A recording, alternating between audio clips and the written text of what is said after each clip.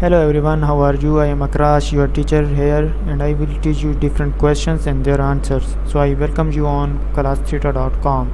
So our today's question is: you are working in a local paint supply store when a customer comes in with a color sample and asks you to mix paint that will match the color and she wants.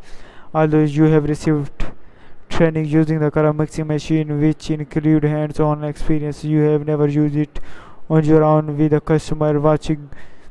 What would be the best action to take to ensure you mix the paint correctly and learn from the experience? And answer the question is: call a coworker over the issue by monitoring what you are doing and offering help if you need it.